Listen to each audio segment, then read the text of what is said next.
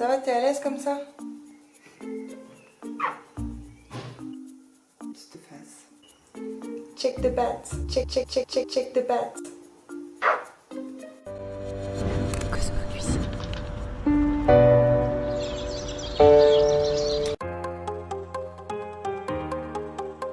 Bonjour à tous et bienvenue dans Cosmo Cuisine. Aujourd'hui, on se retrouve pour faire une recette de dessert. J'ai fait un baba au rhum. C'est trop bon, c'est un classique. T'es d'accord toi? Bref, la recette est très facile, je vous la montre et on se retrouve juste après. Pour le gâteau, on aura besoin de 120 g de farine, 50 ml de matière grasse, 100 g de sucre en poudre, 3 œufs, un sachet de levure chimique et 3 cuillères à soupe d'eau ou de lait. Pour le sirop qui viendra imbiber le gâteau, il faudra 70 ml de rhum, 125 g de sucre en poudre et 375 ml d'eau. Pour commencer, je sépare le blanc des jaunes de mes œufs et je mets dans un saladier tous les jaunes. J'y ajoute le sucre et ensuite, à l'aide d'un fouet, je mélange jusqu'à ce que le mélange blanchisse.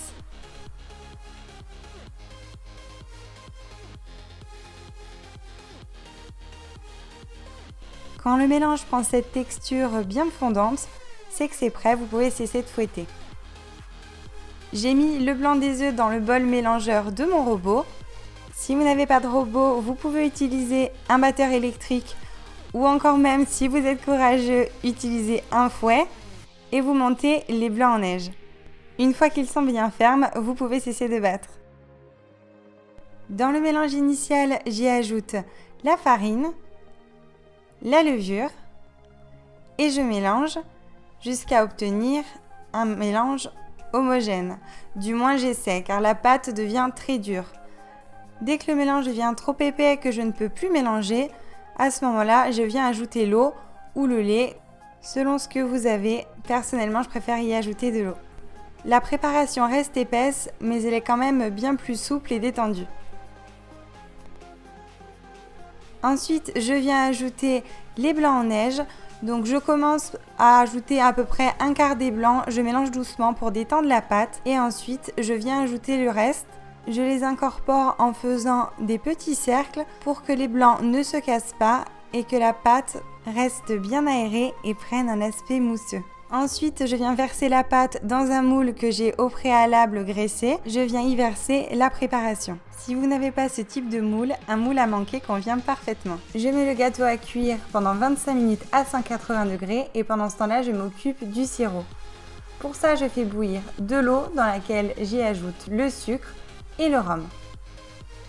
Je laisse l'eau bouillir pendant environ 2 minutes et ensuite, je peux couper le feu.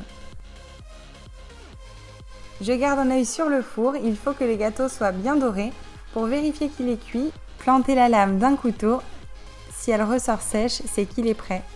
À la sortie du four, je démoule le gâteau. J'attends qu'il refroidisse un petit peu pour ne pas me brûler les doigts. Et ensuite, je l'arrose du sirop. Ça peut paraître être une grosse quantité, mais le gâteau est très spongieux et il va tout absorber. Je le fais tourner sur lui-même et je verse de sorte à ce que le sirop soit réparti de partout. Et voilà! Le gâteau sent vraiment très bon et il est moelleux à souhait. Il faut le mettre au réfrigérateur, il est bon à déguster, bien frais. Évidemment, pas de recette Cosmo Cuisine sans dégustation. Ah bah tu m'étonnes. Bon, je goûte.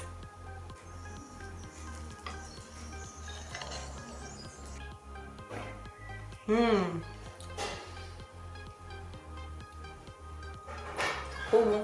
Et voilà, ma recette de baba au rhum est terminée. J'espère qu'elle vous aura plu et qu'elle vous aura donné envie de la cuisiner à la maison. J'ai l'impression que je dis toujours la même chose à la fin de chacune de mes vidéos, mais en même temps c'est aussi pour ça que je les partage, c'est pour qu'elles vous plaisent. Donc si c'est le cas, mettez un petit pouce bleu en bas de la vidéo. Et si ce n'est pas déjà fait, abonnez-vous à ma chaîne, ça vous permettra de suivre plus facilement mes vidéos et d'être informé dès qu'il y en a une qui sort. Et encore une fois de plus, comme d'habitude, je vous fais des gros bisous et je vous dis à bientôt pour une prochaine recette. Bye bye!